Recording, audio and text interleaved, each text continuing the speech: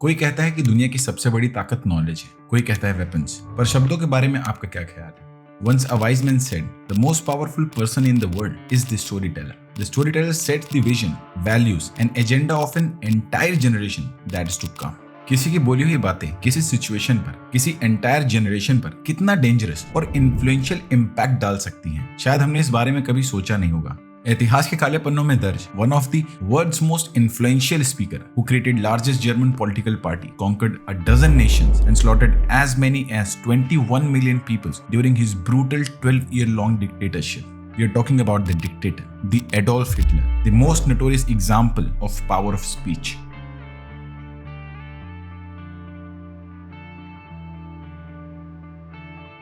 Hitler ने अपनी tactical brain washing communication skills को इस तरह से डेवलप किया था जो कि किसी मास डिस्ट्रक्टिव वेपन से कम नहीं थी। इसकी ताकत का अंदाजा आप ऐसे लगा सकते हैं कि हिटलर के सिर्फ एक कमांड पर लाखों नाजी सोल्जर्स अपनी जान देने और लोगों की जान लेने से पहले बिल्कुल भी नहीं हिचकिचाते थे। हिटलर ने पावर ऑफ स्पीच का यूज करके लोगों को इस तरह से ब्रेन वॉश किया कि वो मानने लगे कि Hitler is the most superior person on the earth. Hitler की बातें इतनी इन्फ्लुएंशियल थी कि लोग उसकी बातों को फॉलो करने लगे और देखते ही देखते हर तरफ अराजकता का माहौल पैदा हो गया। Now let's take an example from his Reichstag speech where he was justifying the war with manipulation of his words. He quoted, "I do not want war. Only those who do not want to fight for the life of the nation deserves nothing but death. We will defend ourselves, but we are not aggressors."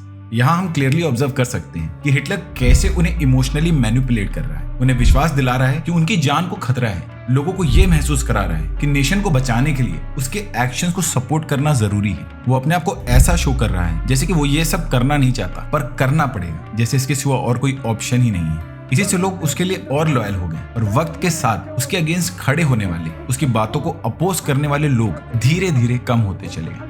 Hitler rhetoric में expert था। वो अपनी speech में कुछ ऐसी techniques और essential elements का use करता था जो कि स्पीच को हाईली इंपैक्टफुल बना देते थे। Let's discuss few of them. जैसे कि इमोशनल अपील। हिटलर की स्पीच उसके लिसनर्स को एक स्ट्रॉन्ग फीलिंग देती थी। वो अक्सर उन्हें जर्मनी की सफरिंग और ह्यूमिलेशन के बारे में बताता था जिससे उनके अंदर का गुस्सा, फ्रस्ट्रेशन और नेशनलिज्म जाग जाए। दूसरा है स्केपगोटिंग। हिटलर स्पीचेस को स्ट्रॉन्ग और इम्पैक्टफुल बनाने के लिए स्पीचेस में दूसरों को दोष देता था, स्पेशली ज्यूज को। ये करके उसने लोगों का रियल प्रॉब्लम से ध्यान भटकाया और उनकी स्ट्रगलिंग लाइफ को एक झूठी direction the.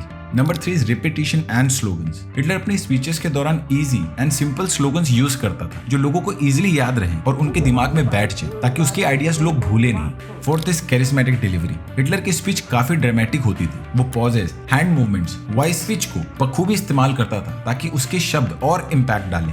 And the fifth one is big lies. ये हिटलर की एक झूठ बोलने की टेक्निक थी जिसे खुद हिटलर ने अपनी बुक कैंप में डिस्क्राइब की, जिसमें उसने बताया कि इतना बड़ा झूठ बोलो कि लोग उसे सच मान बैठे और सोच में पड़ जाए कि इतना बड़ा झूठ कोई क्यों ही बोलेगा, और बाद में वो बड़ा झूठ ही उस बात का ओनली कॉन्क्रीट एविडेंस बन जाए। रेटोरिक प्रोफेसर ब्रूस लोब्स, जिन्होंने हिटलर के रेटोरिक को समझा और उस पर डीप स्टडी कर अपनी डिटेल्ड एनालिसिस दी, उनकी एनालिसिस के हिसाब से हिटलर की ऑडिटरी स्किल्स की सक्सेस की वजह उसका कैरिज्मा था। उसने सीख लिया था कि एक कैरिस्मेटिक स्पीकर कैसे बनना है। लोग उसे इसलिए फॉलो करते थे क्योंकि उसके पास गलत टाइम पर सही आंसर्स थे।